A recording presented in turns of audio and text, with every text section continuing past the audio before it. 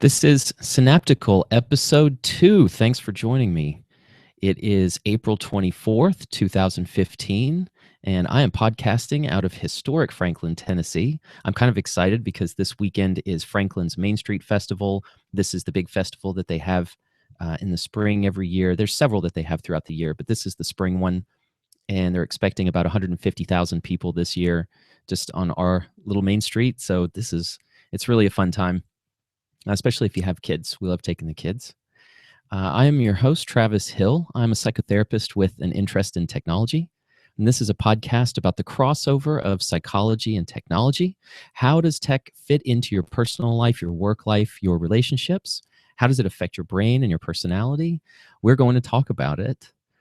And I was thinking a lot today because today is the Apple Watch release, and I'm not going to get into the Apple Watch. That's a discussion for another time.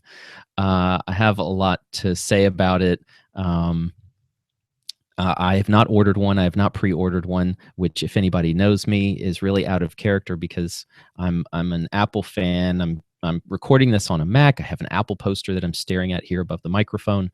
I have an iPhone sitting next to me. So, but I have not pre-ordered an Apple Watch. That's actually not the topic. It's just related to today. It's Apple Watch release day. It's the idea of sentimentality. And this is a topic that has come up several times for me recently, which is why I wanted to talk about it. Right now, I am wearing a 1960s Omega Seamaster that was my grandfather's. And I inherited it from him and sent it off to a specialty jeweler in Pennsylvania who was able to take great care of it. They sent it back to me. I put a new strap on it. And so this is one of the watches that I wear regularly. And I've noticed that men only wear wedding rings and watches as jewelry. Women have a lot more options, and I know that there's men out there who wear other types of jewelry, earrings, things like this. But for the most part, standard jewelry wear for men is wedding rings and watches, and that's about it. And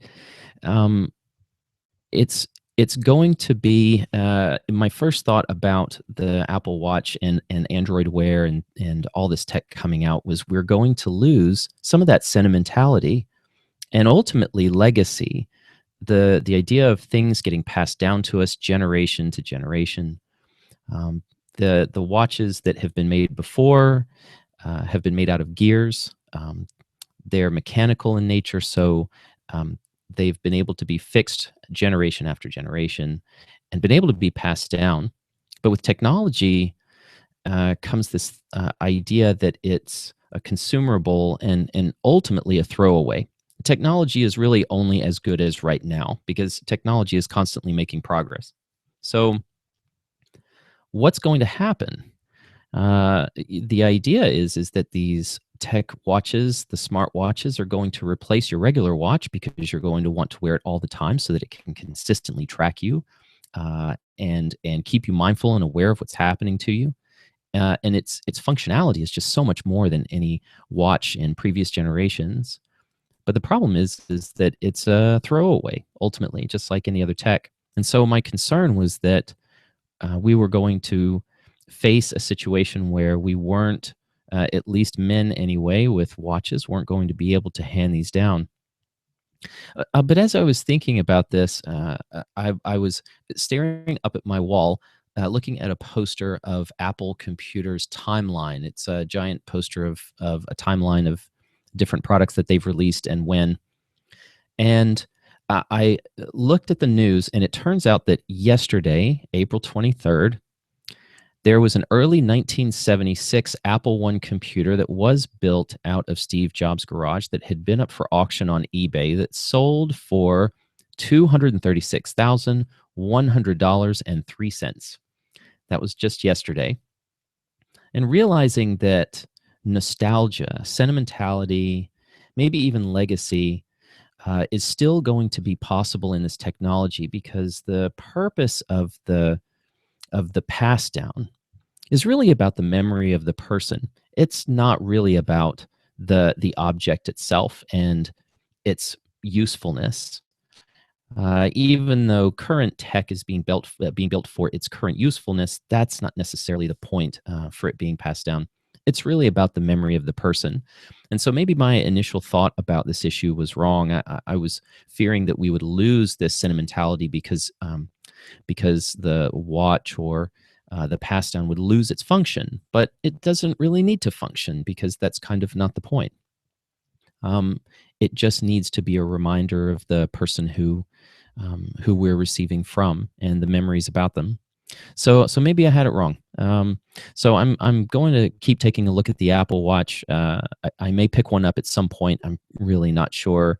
I've been reticent to make an appointment to go try it on, which I think is silliness in itself. I'm not going to get into all of that just yet. We'll save that for another episode. But anyway, the idea of sentimentality may still be possible in tech. A little bit of housekeeping. Yesterday, I was talking about a company called Mvio that was making a smartwatch that was going to track your stress levels. And I mentioned their Kickstarter program, but I did some digging, and it turns out that their Kickstarter program was finished. It wasn't funded. However, the website is up and running, and it looks like they're taking pre-orders for the watch. So I have actually reached out to MVO to see if maybe they'll kick a watch over my way, and maybe I'll be able to review it for the podcast and especially the video on YouTube because I'm recording this on Google Hangouts. So maybe MVO will send me one. If you're interested in that, contact MVO. Let them know that, hey, send Travis a watch. Let him try this thing out. So one of the topics for news that I wanted to talk about today, and I'm going to move this over here for the video so that we can see some of the screen sharing. And the topic is going to be about drones. And this one, it's interesting because these are two news topics that came up with drones in the as the main topic. So if you don't know what a drone is essentially an aerial vehicle that you can remote control.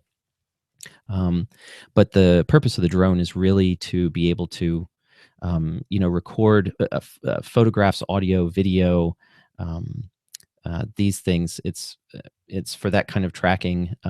But most drones have been used for either military purposes, or they're used in things like real estate, or they're used for agriculture, or and now what's happening is that drones are starting to be used for personal fun, personal enjoyment. They've become cheap enough and smart enough that they become fun for everybody, and anyone can enjoy them. But anyway, so because of this, they're starting to make the news, and there's ideas of regulations about them. Is the FAA going to regulate these things?